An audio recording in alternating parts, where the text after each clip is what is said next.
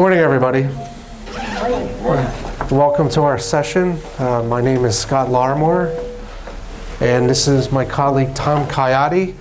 We are both from HP Enterprise Services. We work in the U.S. public sector, specifically in the state and local space, in the Quality and Performance Office. So today's session is the benefits of a quality program and the value to the state of California.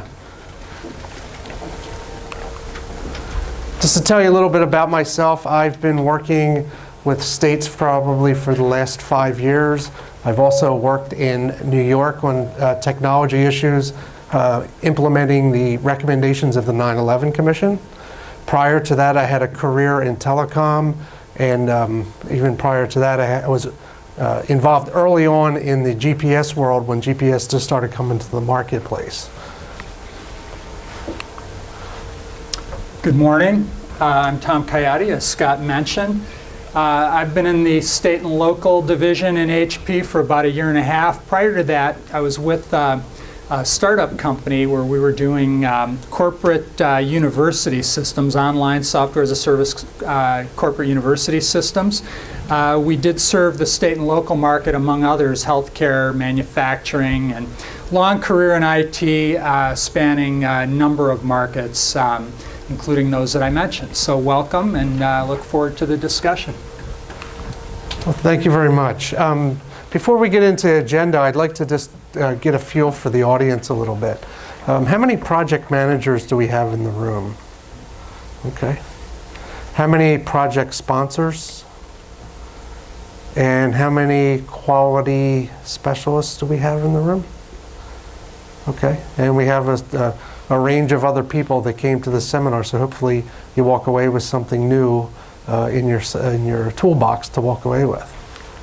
So here's today's agenda. We're very excited about the presentation, very excited to be here with the state of California. As you know, we do a lot of business here.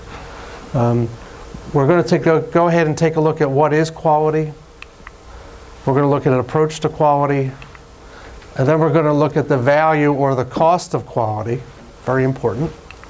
And then we're going to finish up with a practical workshop, which we hope is very interactive and will help get your brain going on some of the concepts that we've discussed today.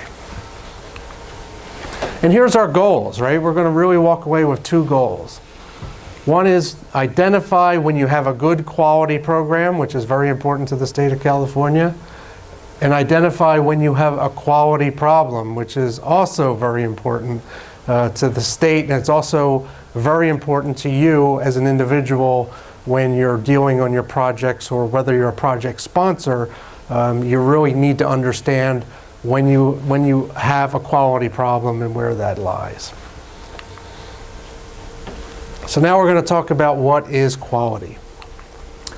So we're going to start with some definitions. As we see informally, definitions really kind of depend on who the stakeholder is, and we've characterized a little bit of the difference here between citizens in your business environment and the state, your business. So citizens are looking for things like reliability, security, and ultimately they're looking for function, right? They want services with a purpose that helps them solve a problem or meet a need or whatever it is. State government, of course, wants to deliver all of that. In addition, looking at some other characteristics such as productivity, of course, fiscal prudence always, sustainability. Ultimately, again, in our informal definition, quality is in the eye of the beholder, right? There's, it's ultimately determined by the expectations of the stakeholder or the recipient of the product or service. So now we'll move to a formal definition of quality, and this formal definition I'll share with you includes two aspects. First one is an attribute, property, a characteristic of an entity, can be distinguished quantitatively or qualitatively. And one of the things we want to stress through the presentation is an emphasis on quantitative characteristics. Now we are going to talk about qualitative elements as well. But ultimately, we think it's really important to be focused on the quantitative. And this definition, as noted here, comes from ISO. So the next aspect of our formal definition is satisfaction or attainment. So we're looking at established requirements, we're looking at implementation methods, and we're looking at evaluation methods. And all three are critical, and the two primary aspects are critical in a formal definition and in building up a quality program. So we're going to introduce, or I shouldn't say introduce, we're going to follow our, many of our topics with what we're calling best practices, pointers, tips and pointers to hopefully drive home the point. And here's the first one, best practice, build in quality early. To build in quality early, get stakeholder agreement on requirements early. And it's, you know, we find in our business as programs, deliverables become more complex, you know, it becomes difficult to track what was actually agreed upon, what was meant. You know, what did the client or the recipient of the service mean when the client said, I want it to be blue or red or whatever it is, right? There's all different shades. So we're gonna emphasize our concepts with these best practices. So start early, get agreement early, and we'll build on these concepts. They're a little bit simple, but sometimes the simple ideas are the strongest. So we're going to move into kind of a little formal historical view of quality. Probably many of you are familiar with these names. I imagine you're reading this faster than I'm going to talk about it. I'm not going to talk about every one of these. Schuhart, famous for for introducing control charts, creating an emphasis on that in business quality management, statistical you know, analysis method, if you're not familiar with control charts. Duran was a big champion of the Pareto principle. Many of you have probably heard of the Pareto principle, right? The important, you know, few, you know, get you the you know, versus the trivial many, according to Duran. Ishikawa, famous for introducing the fishbone diagram, which is used for root cause analysis, and in some cases not even root cause, it's just used as a planning tool. Deming, you know, all of these gentlemen are famous for many things, not just the ones I'm citing, but very often associated with the plan, do, check, act cycle, which is a generic quality model. And I'm going to just stop there and say, any show of hands, you know, you familiar with Schuhart? No Schuharts. Any Durans? No. Yeah, we got a Duran. How about Ishikawa? Anybody use a fishbone diagram? Okay, many more. Anybody plan, do, check, act? Deming? Okay, good, excellent. Okay, one of the things I want to emphasize here is all of these gentlemen emphasize the importance of data. And again, I mentioned quantitative on the earlier definition. I'm going to emphasize data here. Quantitative, data, right? Quantities, data. We're going to keep that emphasis. And I don't know, I saw a resemblance. But wise very, as the guy in the middle would say. But anyway, so next one, please. Thanks, Scott. And we're going to go into our approach to quality. All right, so you know, this is a list of quality program elements. Framework might be a strong word at this point at the level we're describing it or discussing it today, but I'll maintain that even a list of valuable and important concepts you know, are formative to a framework.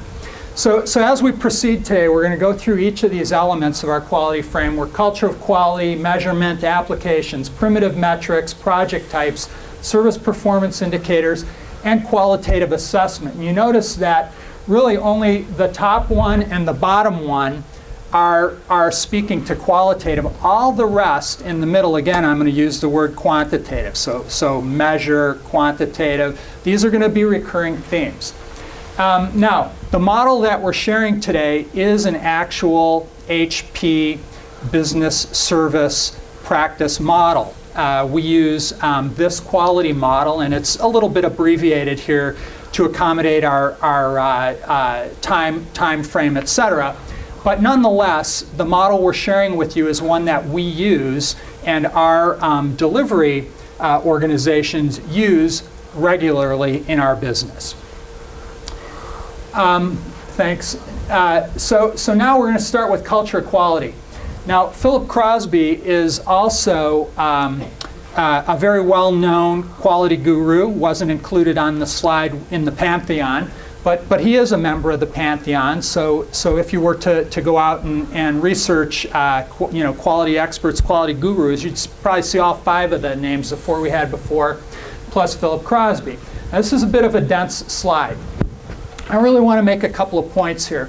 It's really Crosby was really focused on the culture of quality, as I say, and came up with this quality maturity model. And on the left, we see stage 1, uncertainty. And I'm going to focus on the left, management attitude. Quality is not seen as an important or integral part of the business, right? Stage 1, uncertainty, management attitude, so what, right? Get to stage 5, in the certainty stage, quality management is essential. It's fully integrated with the business. It's part of our practice. Now, you may have heard of Six Sigma. Any Six Sigma? Anyone familiar? You've heard? No, 1 or 2, right? And so it's actually heavily statistically oriented analytics approach to doing quality management, and originated in Motorola. And we do have some references to Six Sigma. We're not going to get into it in depth. It is very mathematically oriented, statistically oriented.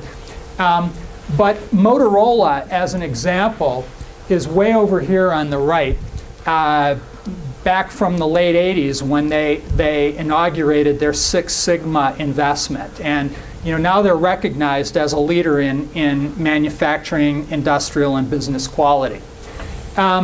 As we proceed again from left to right, we notice on the uncertainty stage, organizations don't really have an understanding of the impact or the cost of quality. And hence, when asked to report what the cost as a % of budget is, they don't know, hence the question mark.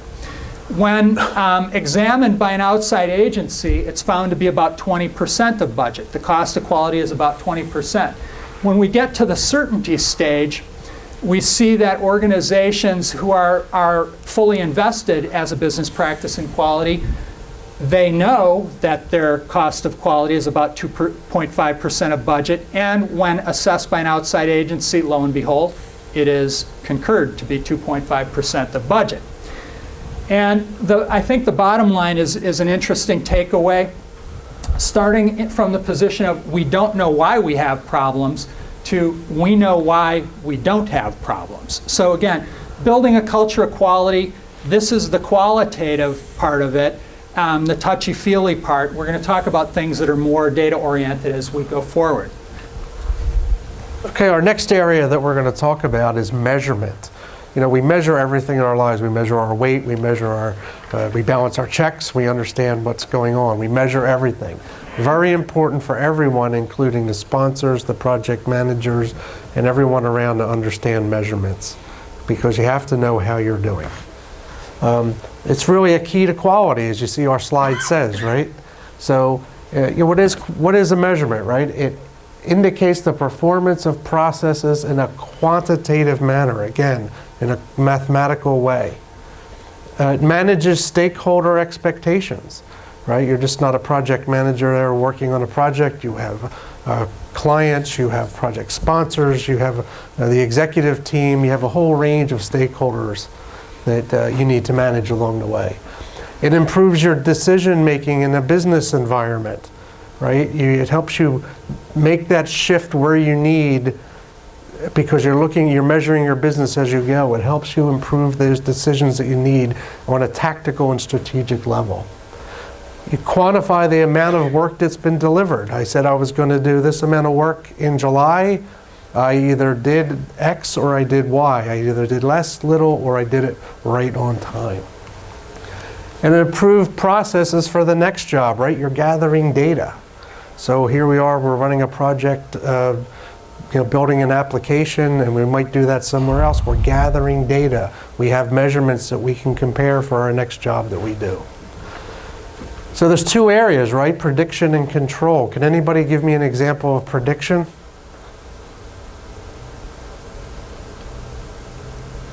You almost had something. All right, so here's the example. Here it is, right here.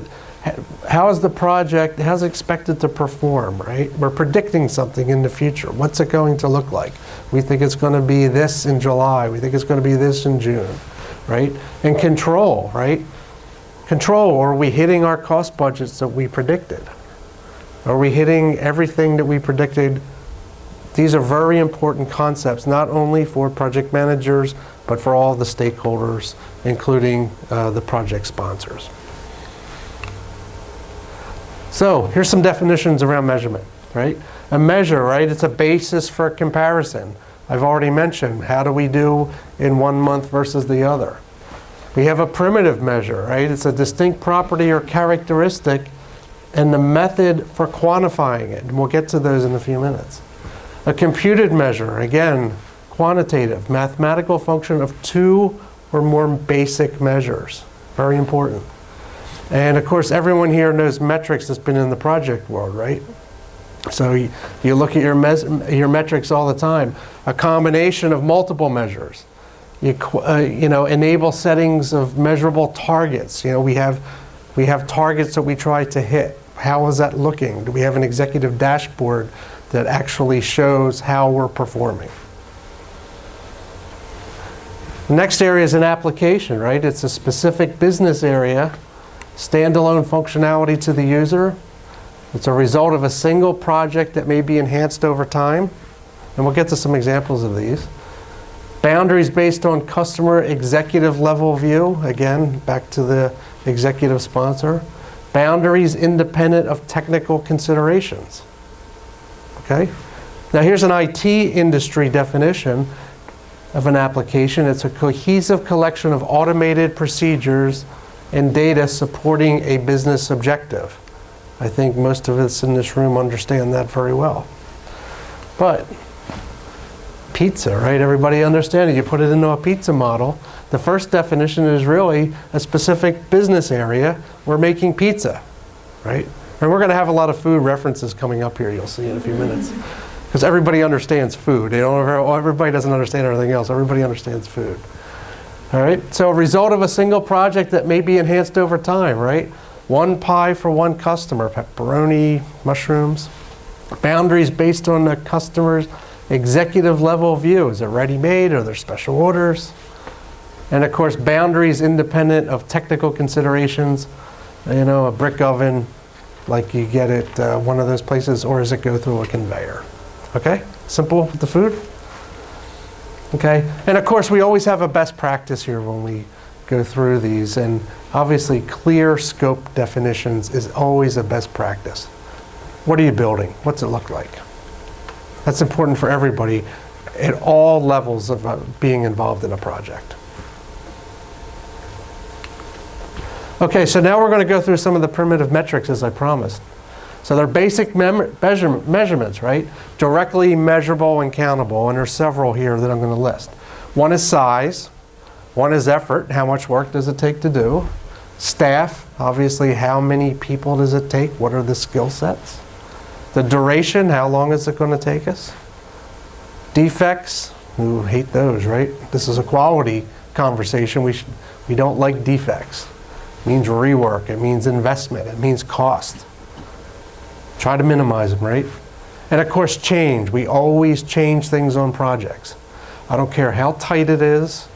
I don't care how well we gather requirements. There's always change on the project because what something looked like today in a room does not look the same as it does 6 months from now.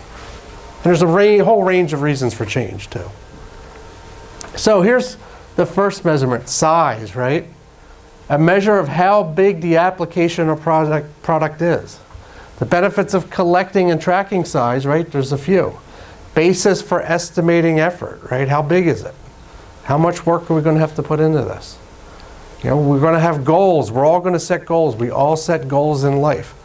They could be small goals, big goals, or whatever, but we need to know how big it is, and it's used for monitoring the goals that we set on our projects.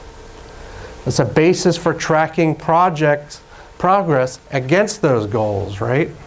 We need to take a look at our goals, and we need to go ahead and measure ourselves against them. Used for historical comparison. Again, I mentioned earlier that we're doing a project, but we need to gather the information that we had, so when we do something again, we can repeat it, or hopefully repeat it with less mistakes, be able to build quality in from the beginning. Because we've learned, right? That's very important. So size, here we are back to the food. So it's a measure of how big the application or product is, right? We all know what a quarter pounder is. Some of us know all too well what a quarter pounder is. Subway foot long. Tom was reminding me that there was actually somebody, I guess recently, somebody measured the foot long in Subway, and it turns out it's 11 inches, and now it's in court. I wish I would have thought of that, actually. And of course, the 6-piece spicy chicken nuggets. We all know what these things are. In the IT industry, right, size means something as well. It means something a little different. Function points, right? Do we know what a function point is, or we don't? So right here is a function point, right? Your account and your cart on Amazon. Those are two function points you see on the screen. They do something specifically, right? And if you know at Amazon, they have a whole range of different function points. So that's a measurable attribute, okay? Lines of code. If you are in application development, you know about lines of code. And of course, here's the best practice. Record estimates and actuals, right? So we were having some conversation before this around project sponsors, and this is really the best thing you got going if you're a project sponsor.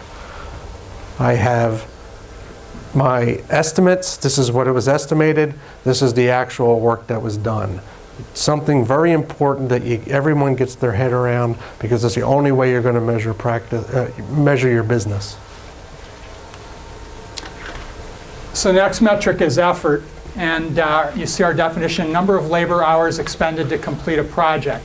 So we're saying effort is labor, right? In a service environment, and let's differentiate service from a product, right? Product is a tangible thing that can be sold, used, handled, etc.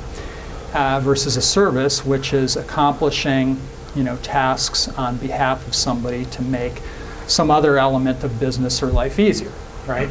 So in the service world, effort essentially equals labor. As we go further, what are some of the considerations? We want to consider size again. We just talked about size, complexity, right? So different flavors of these things. We want to look at staff experience, what tools are available, what processes, why? Because ultimately, effort equals labor equals cost, as it says in the first element of why there. And re-emphasizing driving points home, again, estimating. It's used in estimating. We talked about estimating. That's part of our prediction. An estimate on a project is a prediction. We're estimating, we're predicting how much labor or effort we need. We're predicting, as we'll see in the next slide or soon, when we think we're going to get done. So again, estimates. All these things are used. Estimates, Scott just mentioned actuals and estimates. Why we want to compare. We said we're going to do X. Did we do X? More or less, etc. So again, we're just reiterating. So effort is an important metric, fits right into the theme. So we also Scott mentioned computed metrics earlier, combinations, mathematical combinations of things. Effort is used to tell us about productivity. Well, what's productivity? It's really bang for the buck, right? How much we can get done with a given unit of labor or effort, right? So it's a relationship between size and effort, linking our metrics together. Again, another theme that's recurring as well, it's used for comparing with history as well. Well, why do we want to look backwards?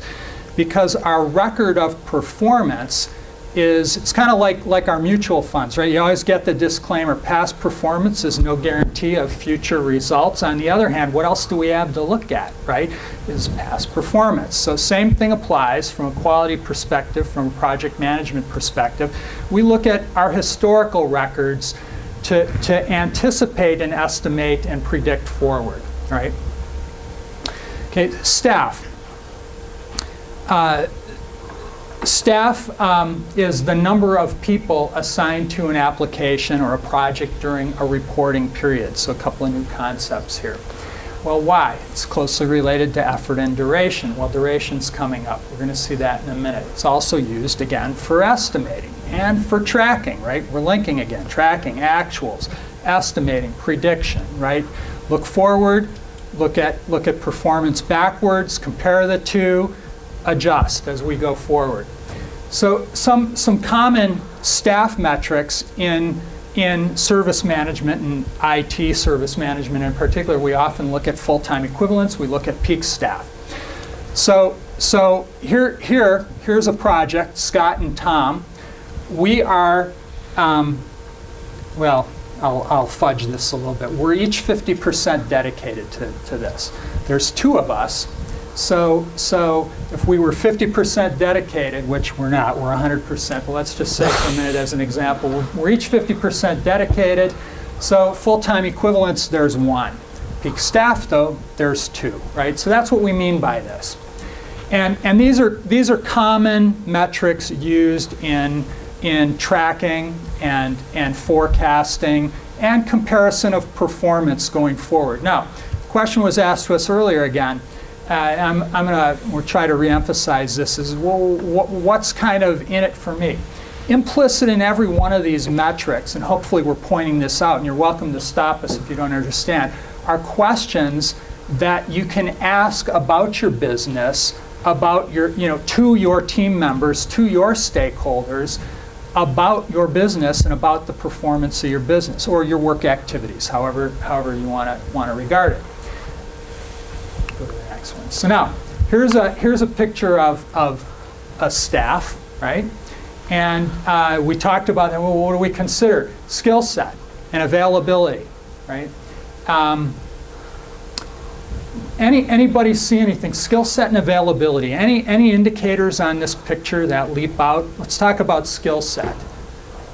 I see 4 young women smiling with a basketball. And there's a trophy there. So any indication of skill set? They're good because they have a trophy. Now, I have 20-year-old twins, and they're kind of out of the kids' sports thing, but boy, they got a lot of participation trophies. So we don't know, right? We don't know. But it does leap out at you that there's a trophy. So there's at least some indicator of skill set here, right? How about availability? Anything leap out at us about availability? Only 4, right, only 4. Well, I don't know, maybe they're in central Kansas and they play 4-person basketball. I don't know, right? But chances are, right, we'd ask the question, do they have the right number of people, right? Now, I'm going to just say maybe the 5th is Kevin Durant. I see it's the Thunder, and he's taking the picture, so, I don't know. But anyway, yeah, so you can derive a little bit about that. Ultimately, our best practice, review team skills, align with roles and responsibilities. The question here is, do we have the right seats identified, and are the right people in the right seats, right? Roles, responsibilities, right seats, right people in the right seats, right? That's the question we're driving at. Can be tracked. This is a metric. Can be tracked, measured. Okay, duration. So we just talked about some workforce metrics, effort, staff. Here's one, duration. Now we're talking about timeline. Now I used the word at the top, calendar days, start, end. We're talking timeline.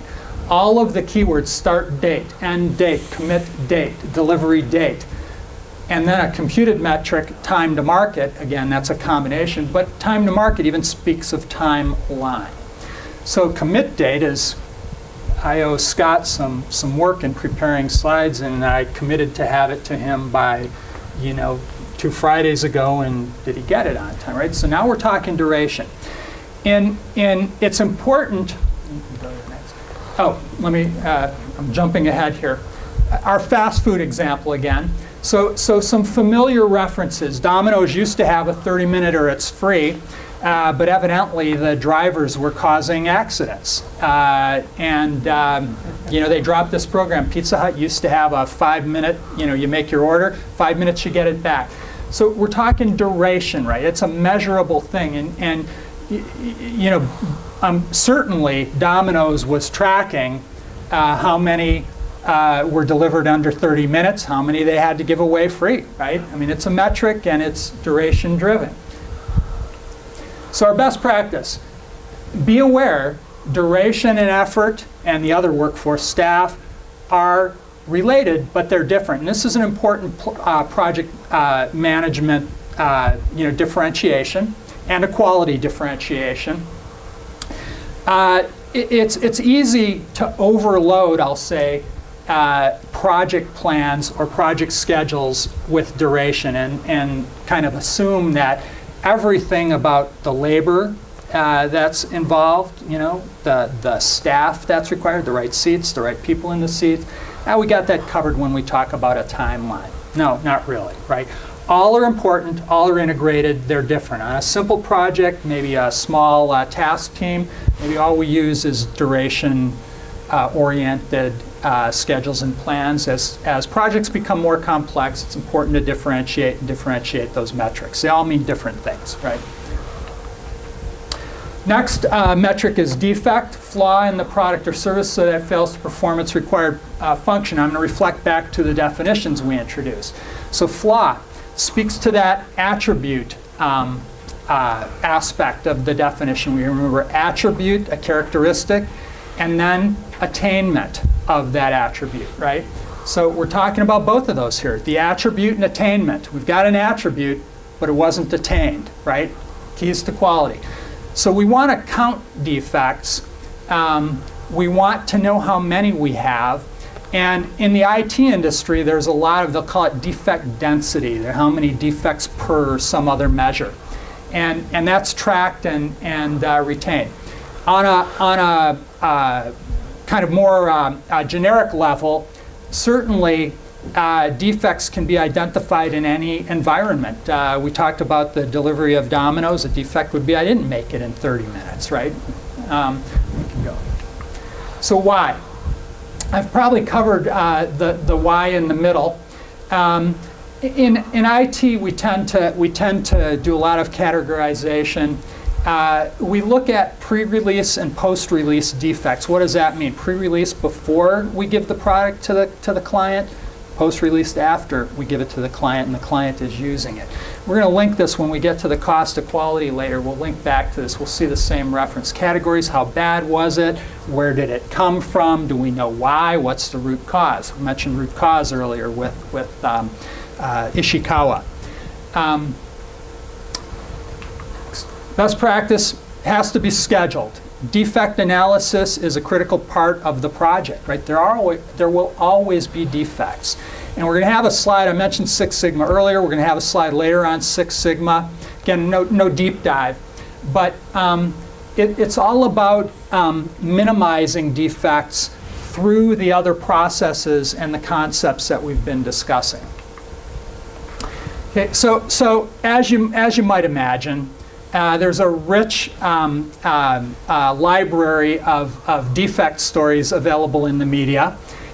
We have one from IT, and we'll see another one from fast food in a minute. The one we have here from IT. So back in the first Gulf War, Donald Rumsfeld was Secretary of Defense. He asked a retired general, Shoemaker, to return to active duty as the Army Chief of Staff, highest rank in the Army. Well, General Shoemaker was on the Army's retirement system. He was no longer in active duty, no longer, right? So the IT system where he was administrated was that one. And it turns out that there were two significant, I'll say, flaws. Now, maybe they were design features. That's always the discussion and the debate, right? One was they couldn't pay them, because you can't pay a retired person. Second one was, went back to active duty, there was only one way off the retirement system.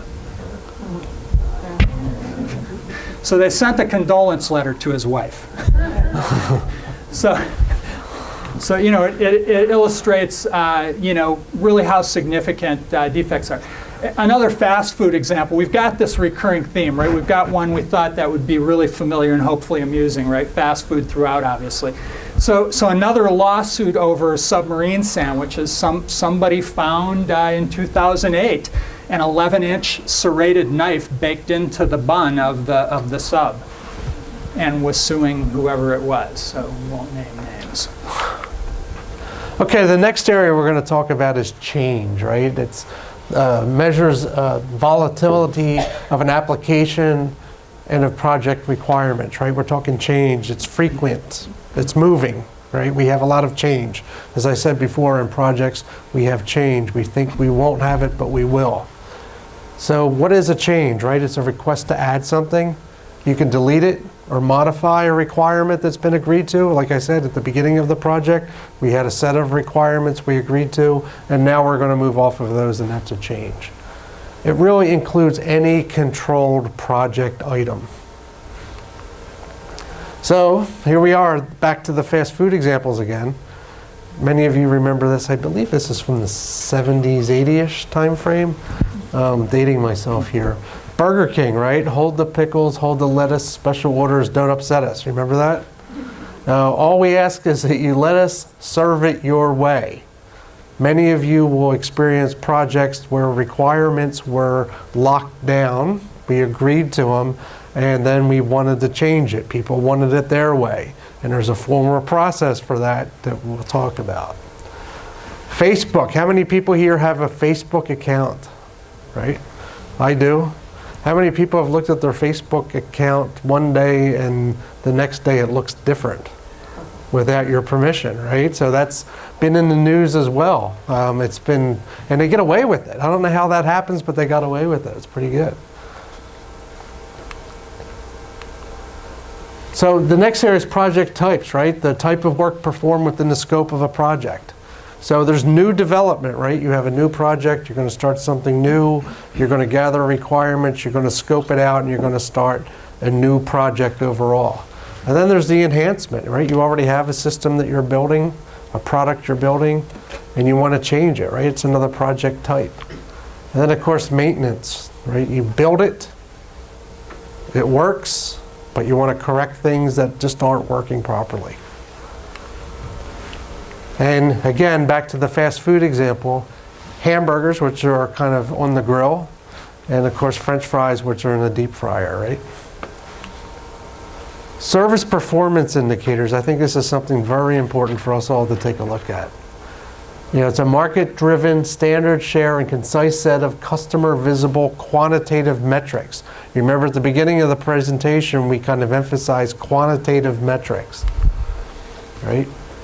So there's several. I won't go through all of these, but there's a couple.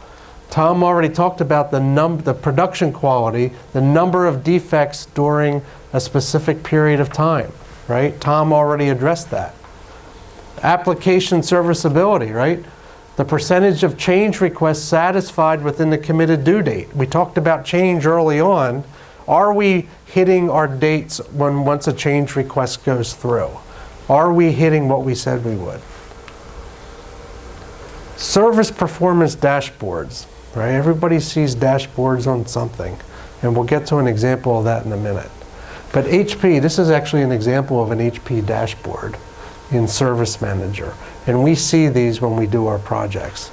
It gives us an executive view of what it looks like. How's our project performing, right? How are we hitting our targets? Are our estimates to our actuals okay, right? We can measure just by looking at metrics, and someone who is not knee-deep in the weeds all the time can take a look at this and say, you know what, this looks like it's performing on time. Lets people make a decision. The other thing is, well, it's not performing on time. Things are red. Things are behind schedule. Things are costing too much. Use this as a tool to say, wait a minute. This is an executive level tool. What's going on? What are we doing to fix this? What kind of support do you need to fix this? Another important thing. I have a question. Yes. Go back a few slides on the project types.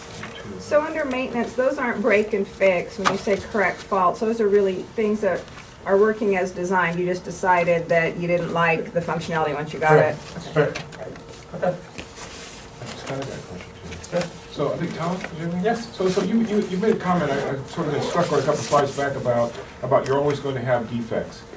I guess I want to challenge that a little bit. We're in a quality discussion here, and I say to myself, if in fact I've got a good testing strategy, I've got a good quality process, why would I automatically assume I'm going to have defects? Yeah, it's a good question. And you know, I'm gonna first say it's a practical reality in that the goal is to strive to minimize defects, and we're gonna see, as I mentioned, when we get to the Six Sigma slide later, we're gonna see what Six Sigma means relative to defects. It's so very few, it's almost in practical terms no defects. But in most industries, defects they happen. And what's a defect? A defect is a failure to meet a requirement. Now that can happen for a lot of reasons, right? In IT, there can be disagreement over what a requirement really was, right? Just understanding. If Scott's the customer and I'm the service provider, I may have thought I understood. Scott, as the client, may have meant something that I missed. Arguably, that ends up being a defect. In a product environment, I don't know. Look at it. Look at our fast food. Look at McDonald's. What if they forgot the onions? You know, something like that. Or you know, they baked. We saw some. They baked a knife into a sub. I'd be pretty confident that whatever that sub-chain was has a pretty well-defined process about how to roll the dough, right? I mean, it's probably well-defined. Somewhere, though, there's a breakdown, right? And it resulted in a defect. So it's a practical reality. You know, I come from the Detroit area, and of course that's, you know, Motor City. It's you know, high volume, complex things. You know, it's hard to get zero defects. It's just a difficult thing. Auto industry example. J.D. Powers publishes first-time quality reports, and they rank every brand of automobile regularly, monthly, annually, about first-time quality. You know, performance. And what does that mean? It's the number of defects delivered, identified by customers, in other words, indicated by returns back for warranty service in the first year for however many, you know, some baseline, 1 million cars or whatever their baseline is. So pretty much every industry, it's hard to get zero. Right now, when we get to Six Sigma, we'll see we're pretty darn close. When you're at a Six Sigma level, and again, we're not doing a deep dive in Six Sigma, the goal is minimizing. Practical reality is, can you ever eliminate? Probably not, right? So it's right. We'll see that in a few slides further, right? But it was a very good question. Yeah, excellent question. So here's used to be my favorite dashboard to look at when I was watching football or something. Domino's. They still use this, by the way, but I changed my diet. It's the only reason I don't use it anymore.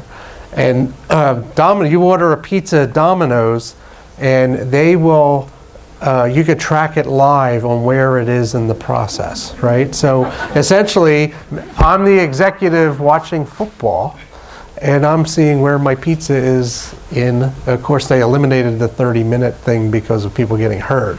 But at least I could tell where they're at. And they also, ironically, have a good quality check in here. That's it. They do have a quality check. They have someone checking their pizza, which I think is great. They have good wings, too, if you're interested. So the best practice is really to summarize things and aggregate that data to give someone a view so they can take a look at the overall picture of your project and what is going on, okay? Qualitative assessment. Now this is something that is really ingrained in the HP culture, right? The voice of the client, right? Because you heard Tom say earlier that what's very important is that we understand what our customer wants so we can meet that customer's objectives. They have requirements, we need to meet them, right? So what we do is we gather feedback and we act on that feedback, we evaluate that feedback, and then it rolls up into a service excellence dashboard like you just saw a little while ago. And we do this by conducting surveys, conducting interviews with our clients to understand, you know, kind of some of the touchy-feely stuff. How are we performing? What can we do better? This is very much ingrained in the culture. We have Mark Brigman in the back, who's the account executive. He knows heavily about this process. He gets knee-deep into it, but everyone gets involved in this at some level. Now, in the fast food industry, Papa John's founder, this is what he talks about quality.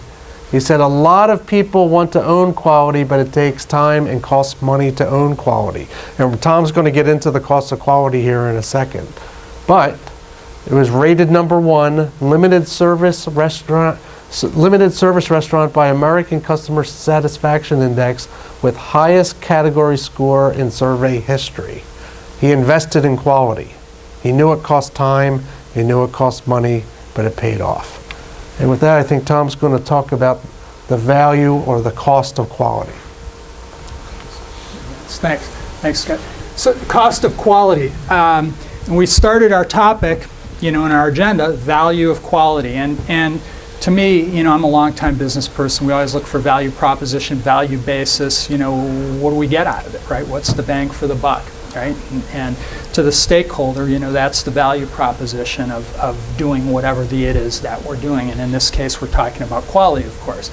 So interestingly, the quality industry takes a little bit of a different approach, and they look at what they call the cost of quality, which is the cost of not creating a quality product or service. Back to our gentleman's question about defects. It's going to relate here in a minute. Versus the price of creating a high quality product or service. So again, we're talking about defect elimination. I mentioned Six Sigma, right? There's cost associated with those defects. There's also cost with the investment to avoid those defects, right? To get to that hopefully as close to zero defects as we can get. So there's an investment. There's also the cost in things like every time work is redone, right? So we talk that the buzzword in the quality business sector is rework, right? And here's some examples, right? A manufactured item, right? Before a car is shipped, you know, they find that there's a scratch in the paint, has to be repaired at the factory, right? Replacement of food orders in a restaurant, right?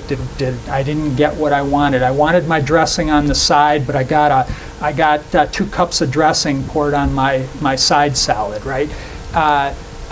Rebuilding or repairing a product, correction of an administrative activity, right? Processing a loan, right? These are familiar things. Rework, right, is the key.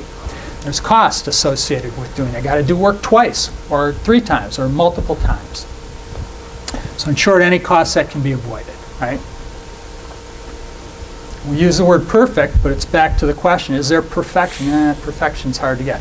So here's that Six Sigma slide I've been talking about.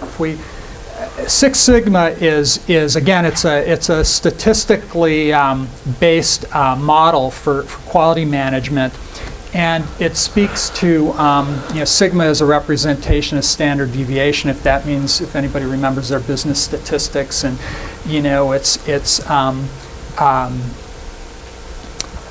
you know, where you have a really tight range of all of your events or the population of whatever the things are that we're counting are within a tight band of 6 standard deviations. Now when we get to that level, that's the theme behind it. We're not going to go into it. But what does it mean? So it's really about percentage defective versus percentage yield, yield being how many aren't defective, right? Whatever the its are that we're counting.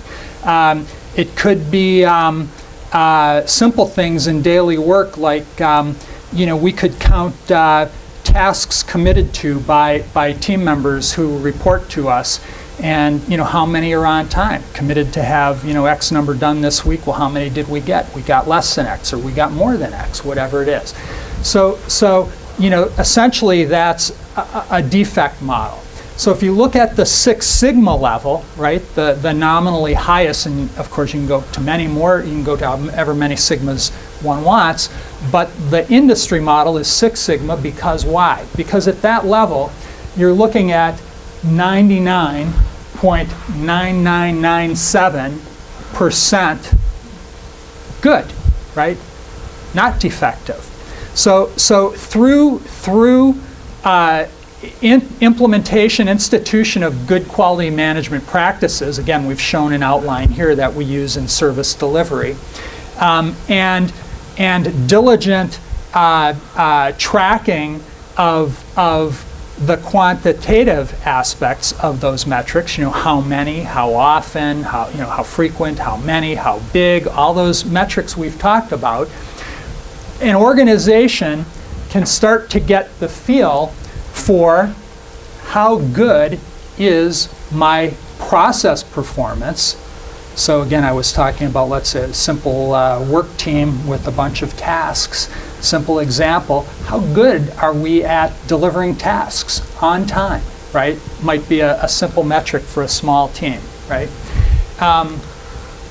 In bigger context, right, again, that could be software delivered with few defects. It could be the example I gave before, J.D. Power's first-time quality analysis that's produced as an industry standard. I mean, you read about that in the Wall Street Journal when it's released. It's all over the place.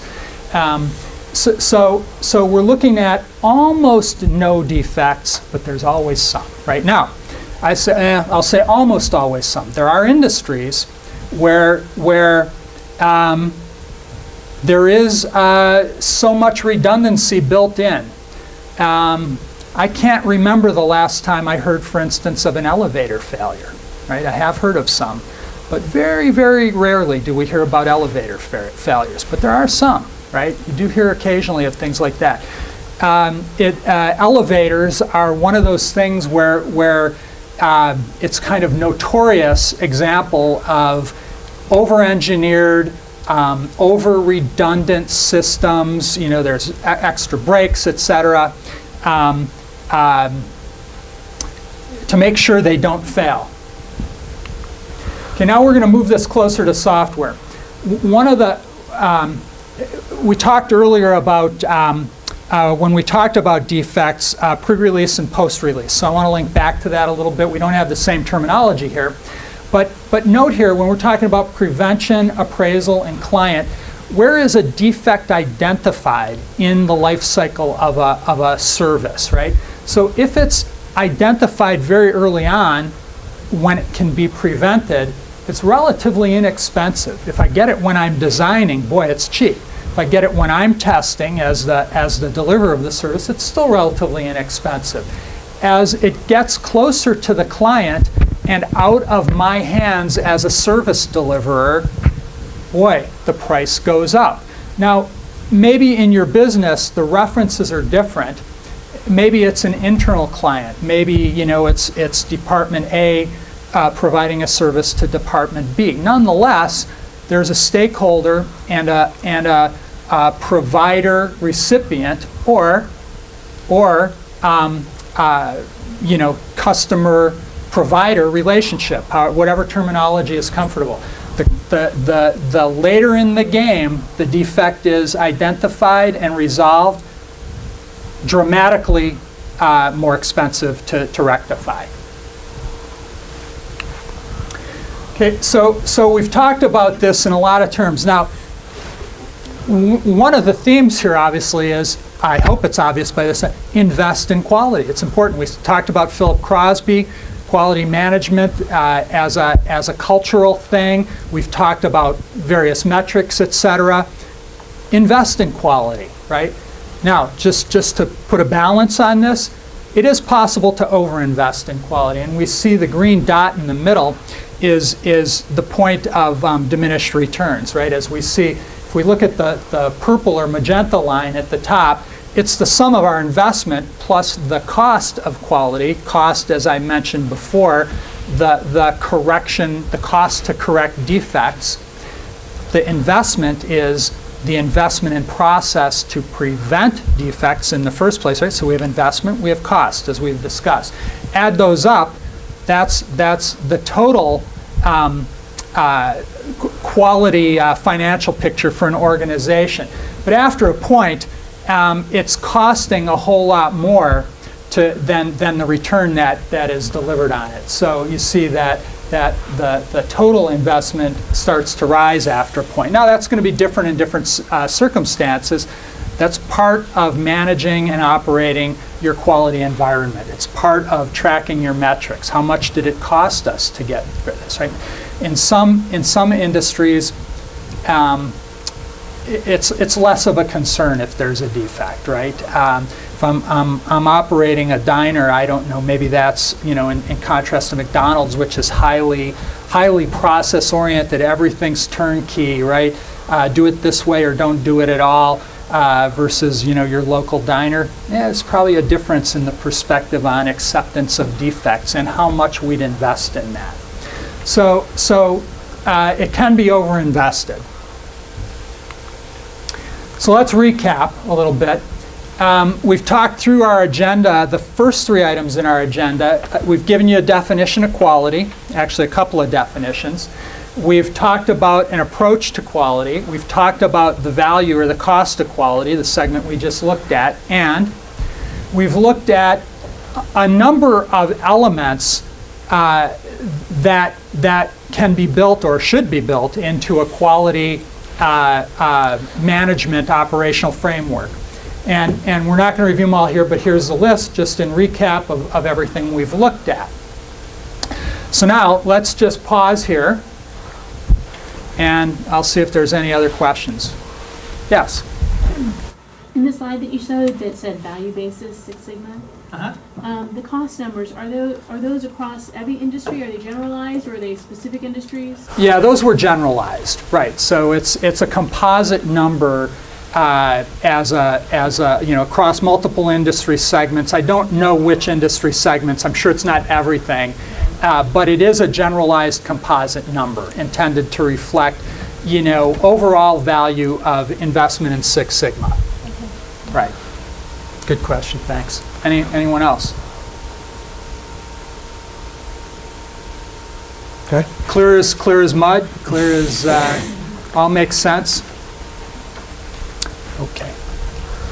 Okay, so now what we're going to do is we're going to head into our practical workshop. And we've been kind of keeping the food thing going here. So, you know what? We're going to make a sandwich, right? We have a deli called the New Cali Bistro. And here's a scenario that we're going to work through. And we have some help from Dilke, our great assistant in the back, and Tom and I are going to be working with you on this. It's a quality scenario, right? Smile and say cheesesteak. The New Cali Bistro is a hip and hoppin' lunchtime restaurant serving California fresh salad, soup, sandwich, and some American classics. All right, so here's a scenario. A customer is placing an order. New Cali prides itself on creativity and flexibility, and most importantly, satisfying its customers. The server begins the scene. Follow the dialogue and note in the quality response worksheet, which we'll hand out, how each quality framework parameter was discussed during the role play. This is a role play discussion. How do the kindergarten teachers, they do this? Everybody? We're already in back? Okay, so let's bring it back together. Let's first of all, any just general comments anybody wants to make about it? What did it seem like? Did the quality model make sense to you in this environment? For the most part, yeah. Okay, good. All right. So let's just kind of open discussion here. We're not going to go around the tables necessarily, but let's look at application. What did somebody? Let's get a raised hand so we don't have shouting. What was the application? A sandwich. A sandwich. Everybody buy that? Right? Philly sandwich. Okay, maybe a little more specific. Same view by the customer and the server.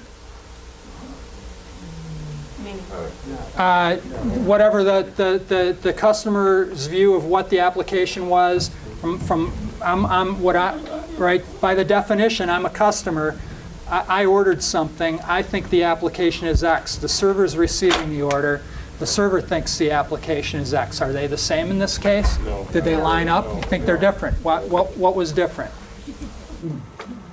All the ingredients. So all the ingredients Of the standard. from the standard. Okay, so it was a special order was maybe part of the application here. It wasn't a standard menu item. So a standard menu item certainly could have been an application. In this case, we'll say special order. Okay. How about the size? Did the customer make a reference to size, or have an understanding of size? After it was ordered. I mean, after it was suggested, the two sizes. After it was suggested, 2 sizes, right? Right. So the server representation of size, any different? Same. Got to the same place. They were in concurrence, right? Requirements were in concurrence, right? They had agreement on requirements. Early. We talked about getting concurrence early. Early enough. Okay. How about effort? How was the effort dimension recognized or addressed by the customer? Probably time. Time. Time to prepare. Okay, time to prepare. Okay. What do you guys think of that? Effort. What was our definition? Going to take more effort. Yeah, definitely going to take more effort to build the sandwich. Take more effort. Take more effort Did you to include build it. planning in the effort at all, or? Not really, but go ahead. I mean, if that's sure. Well, this is open, right? We're just considering these things, right? I mean, this is it's a little bit convoluted deliberately because we wanted to raise questions, right? In the real world, right? It's never perfectly clear, right? We sort through it. So maybe planning was part of it. From the customer's point of view, was the customer really interested or concerned in the effort, how much work it took? Customer probably didn't care, maybe, right? You just told me that you're going to make me this great sandwich because I'm from Philly, right? I don't care how long it takes, right? You told me you could deliver, man, deliver, right? Right? Customer cares, doesn't care, right? How about the server? What was the server's perspective on effort? Willing, but didn't introduce the cost item. Could have been something the server could have said. This is not a standard order, and so for these things that we're going to do based on what we're able to do for you, it's going to cost you a little bit more. Exactly, right? Right. So now let's just, and I'm going to just refer back to your questions earlier. Could that be an opportunity to introduce a defect, right? There's a risk there, right? Because we didn't talk, might the chef even understand, right? There's some risk there. There's risk associated with any one of these metrics. And when risk is introduced, the possibility of defect goes up, right? So there's a risk factor we just heard, okay? How about staff? Oh, go ahead. You have a question. Would another risk possibly be, I mean, let's say it's lunchtime and this one special order, so doing a special order could cause your whole process to backlog. Yeah. All of a sudden, for this one satisfied customer, you're gonna have 10 unhappy customers because you're gonna miss your 5-minute deadline. Excellent point. Right, excellent point. Right. Another great identifier. So as someone who's running this place, you're going to think of ways to mitigate that risk because you know that's going to come up multiple times. You're going to have plans in place for when that occasion happens, right? So, good. The chef maybe appears to be a little bit of an artiste. So there's, Right. bring it on, right? That's right with priorities. Okay, well that was effort, right? How about staff? Same question, right? Customer's perspective on interest in staff. Did the customer know, say anything, care? I'm seeing heads. I didn't care. Customer didn't care about staff, right? Like this gentleman, get them all busy. You told me you're gonna, right? Get them all busy, right? All right, how about the server? Any reference or concern? What did the server say or have to consider about staff? The chef could do the job. He could actually perform. The chef, the reference to the chef. Right person, right seat, right person, right? Yep. How about duration? Customer pointed out the menu says 5 minutes. but 5 minutes, and what was the commitment? 10 to 15. 10 to 15, right? Understood, both same, customer, Discrepancy. initially a discrepancy at least, right? But was it resolved favorably before the commitment was made? Because that's, right? Right, so it was resolved favorably and they got concurrence before the commitment. Okay, how about defects? There's a little bit of a red herring here. Any defects in this? Well, at the end, he just like lettuce shredded in. Lettuce shredded, okay? Anyone else? But that didn't go into the original order. That wasn't part of the requirements. It was an expectation, but it wasn't a requirement. Why was it an expectation? Because he made the comment, probably eating it. Well, you know what I noticed? I would have liked to have had shredded lettuce. Maybe But that's you didn't the way ask to for shredded lettuce. Maybe that's the way to do it, the original, what you say. Yeah, so Pat's in Philly maybe uses shredded lettuce, right? And so maybe there was an expectation set, ma'am, yes, in the back. That was the kind that's part of feedback. Say, the chef can do next time we had the shredded lettuce. I was thinking more of feedback. Feedback, yes. Yeah, I think so too, yeah. So I agree with both comments. That was intended to be a little bit of a red herring because it wasn't an agreed upon requirement, right? It was not established up front. There was an expectation. All traditional Phillies have shredded lettuce. Right, real world, we get that stuff, right? We get it in HP all the time. I can assure you. Everybody has that, So why don't I? Why doesn't my system have that, right? Of course.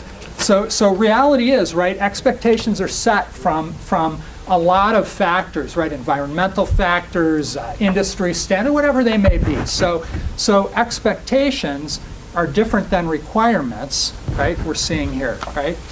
And can be tracked, right? Ultimately, this could lead to, a change process, maybe, whatever. All right, so that's defects. How about change? Was there a change element here? Customer's view of change. So the gentleman in the middle. They wanted to change it to a hoagie after. Hoagieize it, right? And so let's explain further. So why are we defining that as a change?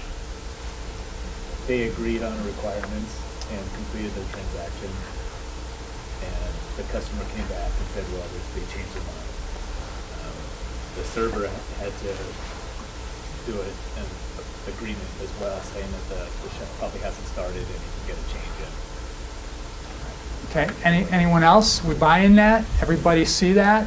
Well, I mean, he asked for lettuce and tomatoes and peppers and onions, so it was quite a bit of a change. Right, yes, To the significant standard elements. offering. Right, oh yeah. The whole thing, right, it progressed more and more. But from the perspective of the definitions, right, and in project management and quality management, there was kind of a package of change. We'll say all those elements were a package because they were requested all at the same time as one request. And I would agree that hoagieize it was a change for the very reasons the gentleman in the middle cited. All right, so how about project types? New development.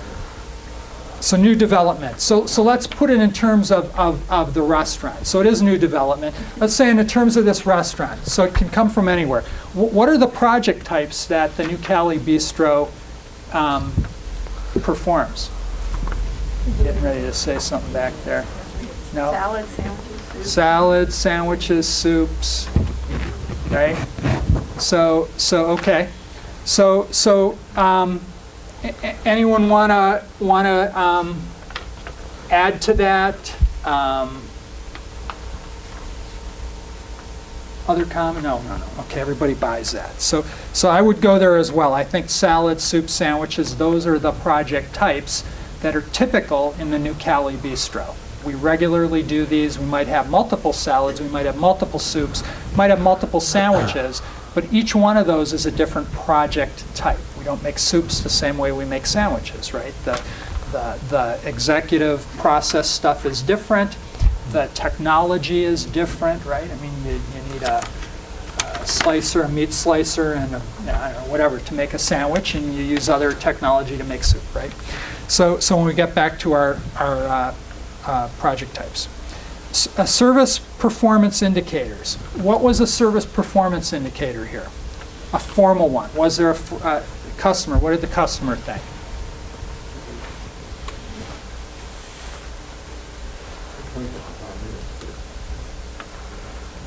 Anything? Nothing? Was the sandwich what they were? Philly style. Philly style. You said the chef came through. Chef came through. So was there a formal indicator that's a, so those are all good comments. I'd suggest those were the qualitative responses. Chef came through, right? This is great, wow, right? Good feedback, right?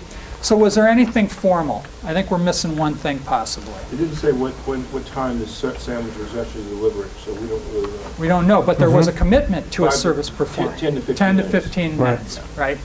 So yes, I think that's it. So I think that was at least when this was written, the only intended response to the service performance indicator. All right, any questions now that we've been through this?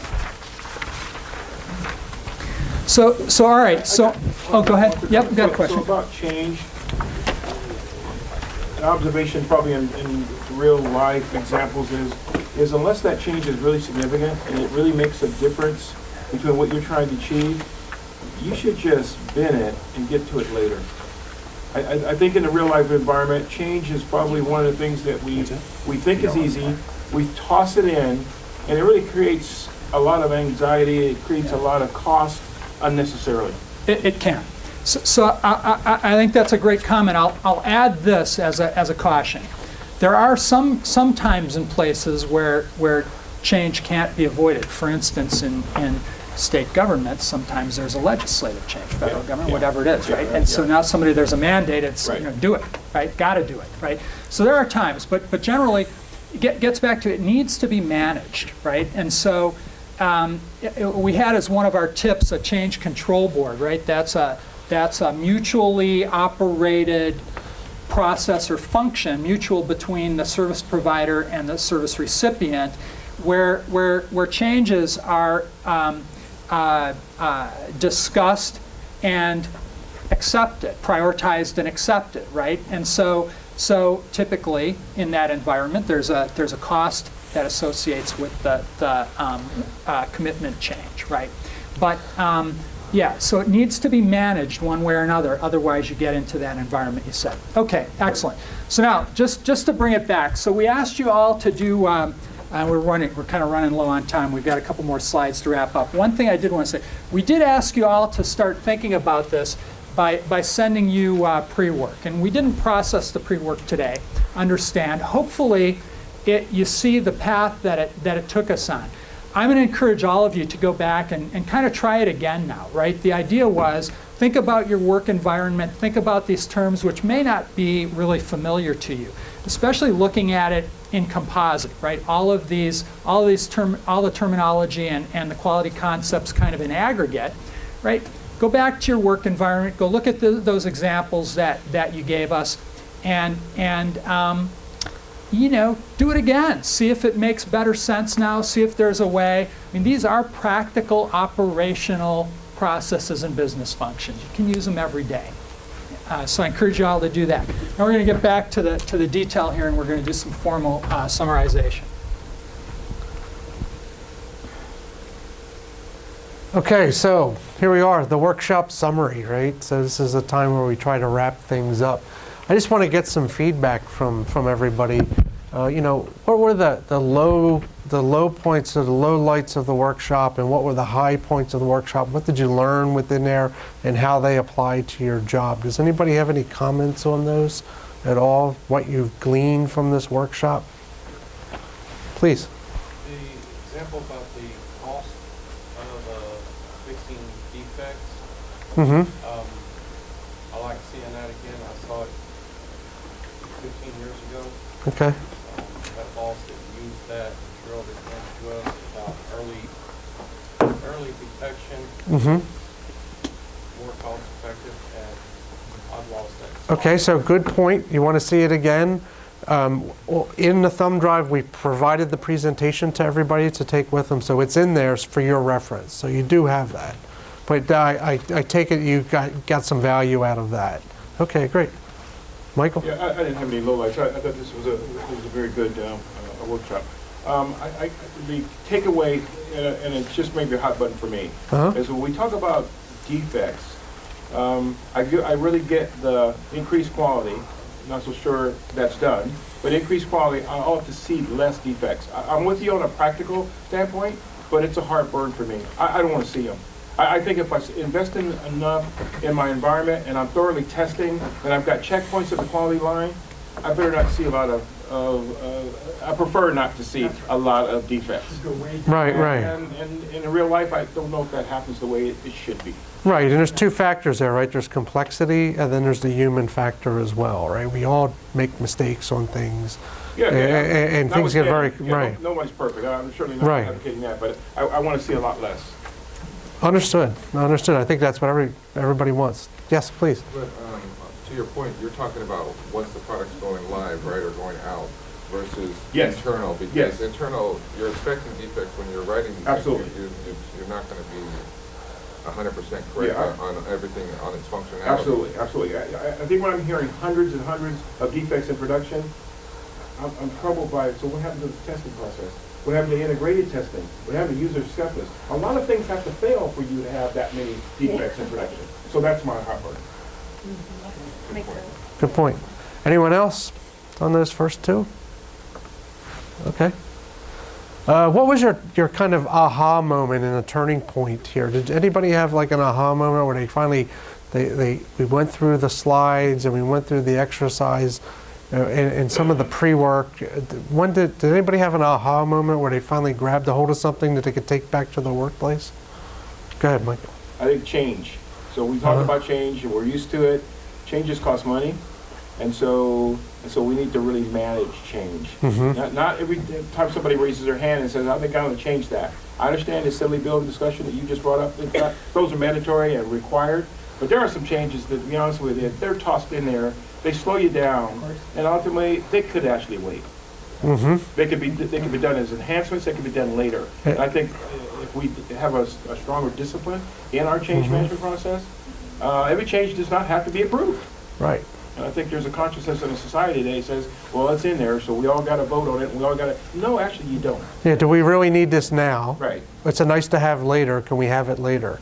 And of course, it goes back to locking down requirements on the, making sure everybody understands what business we're getting into, what we're doing, what we're building here, right? Okay. So, I have one. go ahead. My aha moment might be kind of silly. But when he challenged you on defects, that's something we learned this morning from the keynote speaker. Challenge. So you're already applying. He absolutely did. You're applying one thing to here. Okay. So your next workshop, you got to take it in the other room. That's the game. She said to challenge. Okay. And so I was like, oh, he just did that. So we kind of want to wrap it up here because we're at the end of time, but we have provided some references here for you to dig in on some of these quality concepts that we've talked about. You heard Tom talk about the Motorola, the Lean Six Sigma. We provided that reference. The team handbook. There's a lot of references in here that you can dig into, and again, they are on your presentation. Yeah, I'm gonna just add, very practical. We asked early on, your experience with quality, and it was kind of spotty. The team handbook was introduced to me in EDS back in the early 90s. And EDS was at that time looking to adopt a Six Sigma model, which of course EDS being big and haughty, I'll say, they're gone now, so I can say that, had to do it their own way. And so they didn't call it Six Sigma like the rest of the world was doing it. They called it little I, big Q, invest in quality. But it was basically an internally branded model for Six Sigma. Anyway, we used the team handbook, and I still have mine. It's literally, it's kind of in the spirit of the Dummies series. And this is kind of quality for dummies. I don't think Joyner and Associates is actually around anymore. I Googled them before this, and I got some real estate brokerage in Jacksonville, Florida or something. But anyway, the team handbook can still be found, and it's, as I said, in the Dummies, spirit of the Dummies series. A lot of illustrations, and it's everything from how to run a meeting, a team meeting, with a quality focus, and it introduces many of the kind of practical technical concepts, like we mentioned the Ishikawa diagram, the PDCA cycle from Deming. All the things that we've mentioned today are captured in a very easy to use, how-to, hands-on way. I still have mine. I look at it often, and it's for the level that, I'm not a quality professional per se, but as a business manager, it's a good reference. So I recommend it highly. If you don't look at any of the other ones, you may want to take a look at that. You can even find the free PDF, DB, database.org. Google says it's safe.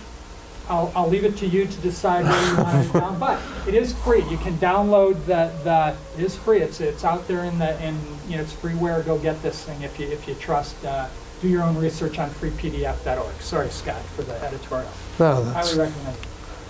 Okay, so the summary, our goals, we kind of went through this, but let's ask, what do you think? Did we accomplish these goals? Right? Let me get an answer to the two questions. What's the first one? Can you identify when you have a good quality program? You think you can now? Heads nodding. Anyone who says, I still don't get it. Okay. Well, it helps to have dedication, people dedicated to the function, and a team, actually. I mean, not just a figurehead, not just the name quality on a slide. It needs to be a dedicated function where people are actually getting paid to perform the work. Integrated into the business. Okay, how about the second one? Can you identify when you have a quality problem? All right. That's good. So let's, Scott, you can put that. Okay, so just to go back to the beginning, right? We're gonna revisit the quotes. Justification must come from evidence. That's Schuhart, Mr. Control Chart. Joseph Durand, the vital few and the trivial many, the Pareto, proponent. Ishikawa, failure is the seed of success. That's like the story about Edison, right? Mr. Edison, you failed 2,000 times. No, I've identified 2,000 ways not to design, right? So it's kind of echoed here, right? And really, I want to leave you with Deming, because this is the key. In God we trust. All others must bring data. And so we said we're not going to get into the nitty-gritty technical stuff in this, and we didn't. We made some references. But the answer to the two questions is, how do I know when I have a good quality program? How do I know when I have a problem? The data will tell me, right? Okay. It's all about the data behind those metrics. Okay. Quantify, right? Count. Thank you all. Thank you. Appreciate it.